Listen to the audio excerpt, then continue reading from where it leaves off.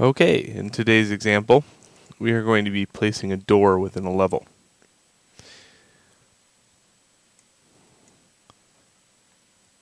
Right now the door is untexturized.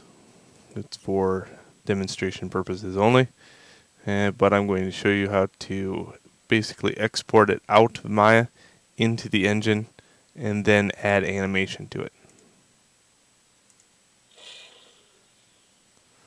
So when I walk up to the door, it should open and close. Just like that. Alright, so to get started, we have to find a door. And I'm just going to save this as save all, and then save it as something else.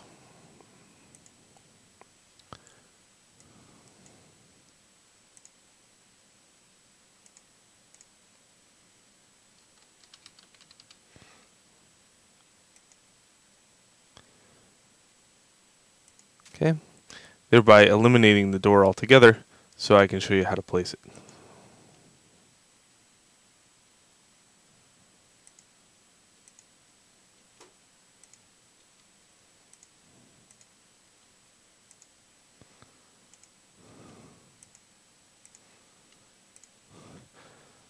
And I have to delete everything, including the Kismet.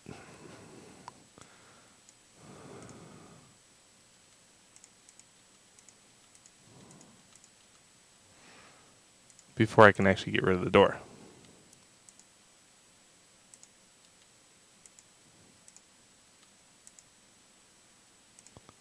Okay, so here's what we have, a big gaping hole.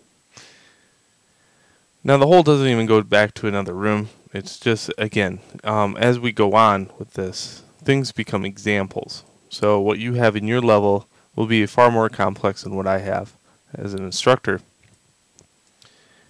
Just so I can show you basic examples and you can take it a step further. The model here is located in Maya.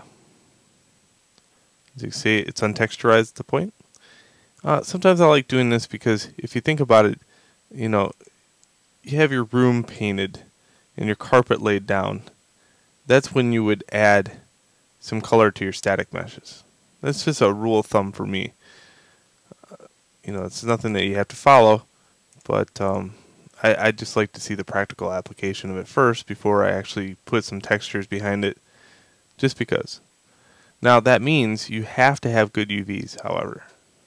So the object has to be completely UV'd out. Okay, and I'll show you how this works.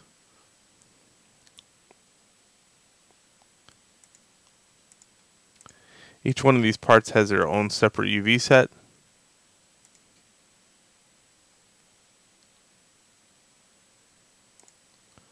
Okay, so here's the above door. Here's these little parts.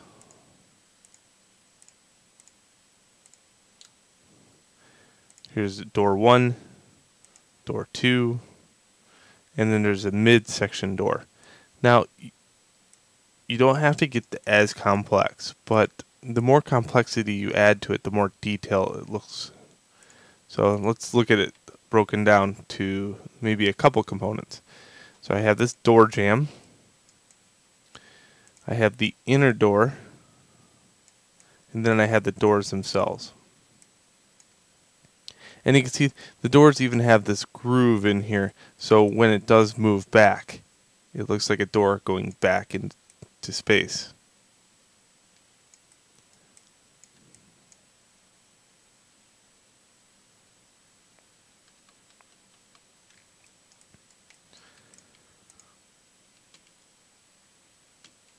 Also, you might want to make it so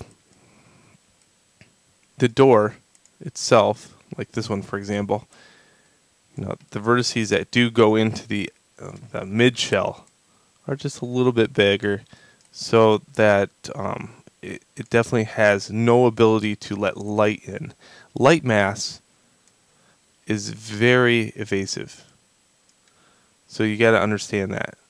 Once you learn that how evasive light mass is, you can see that it will go into every cracks and crevices and then start shadowing and adding some weird light scenarios to things.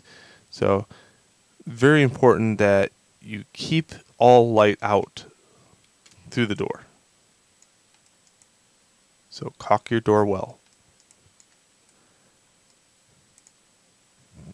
Okay. So to begin, I would say you need a door. And then when you get your door done, that's when you go on to the next actual video. So work on your door, get it entirely UV'd. In this case, I put some OCC on it, some ambient occlusion, just to get it started, and then we can texturize it later. I probably will not be texturizing it via video. Again, this is only an example of how to put a door in and how to make it move. You should have sufficient enough skill now as a student, based upon going through other classes, to be able to texturize and UV layout. Alright, so once you get your door done, meet me in the next video.